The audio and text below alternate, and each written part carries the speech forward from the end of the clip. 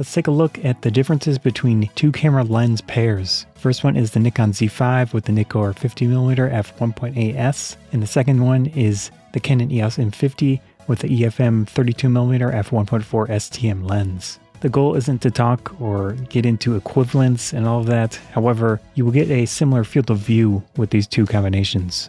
I'm going to be focusing on the same settings for each one, highlight differences such as the larger aperture and the 32mm lens. This should help people interested in full frame or APS-C, different lenses, different camera manufacturers. If you want something smaller, larger, higher quality, we're going to get all into that. The Z5 is a full frame camera. That means a larger sensor inside. The Canon EOS M50 is a 1.6x APS-C crop size sensor camera. Focal length differences, 50mm versus 32mm. The field of view on both are around 46 to 47 degrees. The maximum apertures of f1.8 and f1.4. Of course, with f1.4, you will be getting a higher exposure at that maximum. Basically, aperture is aperture. It doesn't matter what the sensor format is. The 32mm f1.4 lens reproduction, close focusing, 0.76 foot or 0.23 meters, which is 0.25x reproduction. The Nikon lens is 1.32 foot or 0.4 meters, which is 0.15x reproduction. So you can get significantly closer. That is a unique aspect of the 32mm lens.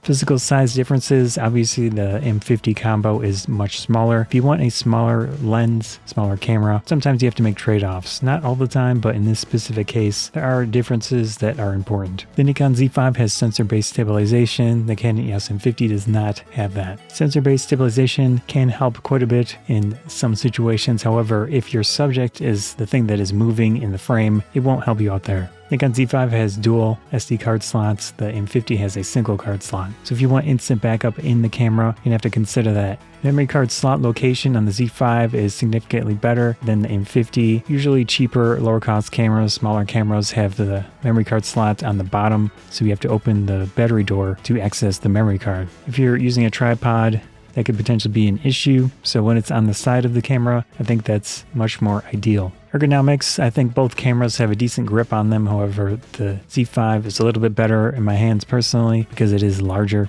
M50 relies a lot on the touchscreen, especially with focusing. The Z5 has touchscreen as well, but it also has a joystick nub that you can use to move your focus point. Both cameras do have the D-pad area to move the focus point. The Z5 has double control dials. M50 has a single one. So when you're changing settings, especially in full manual mode, it'd be a little bit easier with something like the Z5 compared to lower cost, cheaper, smaller M50. The M50 has a fully articulating vari-angle touchscreen. That's the most versatile around. It works for video, photos, whatever you want. There is some personal preference involved. Z5 touchscreen only has the vertical tilt, and self-filming is significantly easier with the M50. The Nikon Z5 can save settings into custom areas, the U1 and U2. The M50 does not have that option. Both cameras do have a My Settings Save area in the menus. You can put features or functions that you use often. However, the M50 does not have any way to save a group of settings. Using these cameras for different tasks.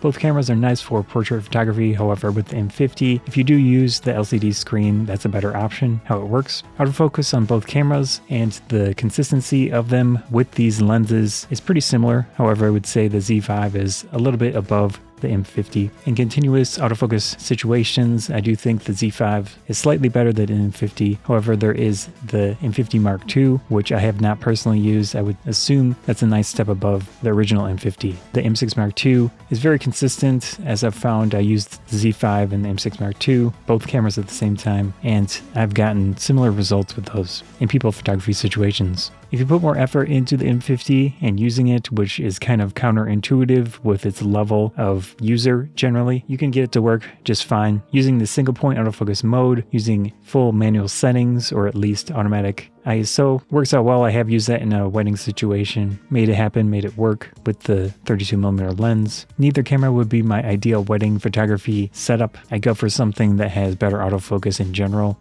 I have not used either camera for action photography. I'd say they're not ideal for that situation anyways. They are lower cost in their own tier, so keep that in mind. In video modes, going through the aperture range in full manual settings, outdoors, trying out the autofocus with each. Gonna let you decide on which one you prefer. I wouldn't judge the colors and such too harshly on either camera because of course those can be adjusted to your preferences. In automatic settings, with video mode, you can see how that works out. For the video test, I was using face detection on for each camera. I did a lot of outdoor image tests with the two cameras side by side. I'm going to show you the full view and a zoomed in view of each photo. All the different settings will be on screen.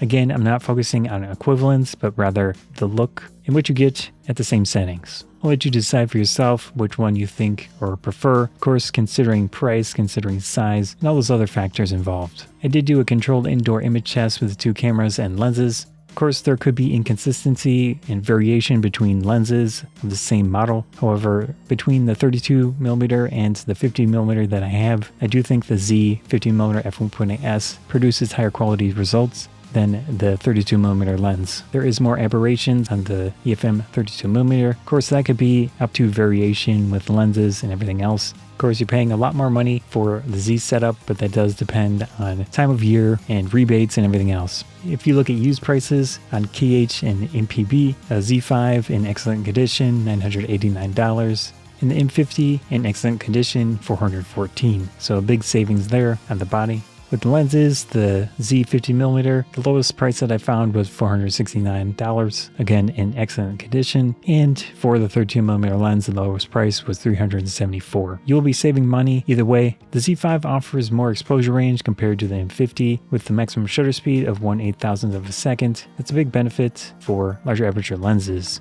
And of course, the M50 tops out at 1/4000th of a second. The Z5 also has a lower sensitivity ISO mode, again, helps out with large aperture lenses. So with the M50 and f1.4 lens, you might be struggling in bright daylight to use that aperture. You can use ND filters to deal with that, but it's just an important consideration. That was a look at a combination of Z5 with the 50mm f1.8s and the Canon EOS M50 with the 32mm f1.4 STM. I'll let you decide on the results, but I think it's pretty clear you are going to have positives and negatives depending on the system, the size of the camera, the price of the camera, and everything else. There's a lot to consider, but at the very least, here's some data for you to help you decide. Hope you enjoyed this video. I'm Scott Photography Bonsai. Thanks.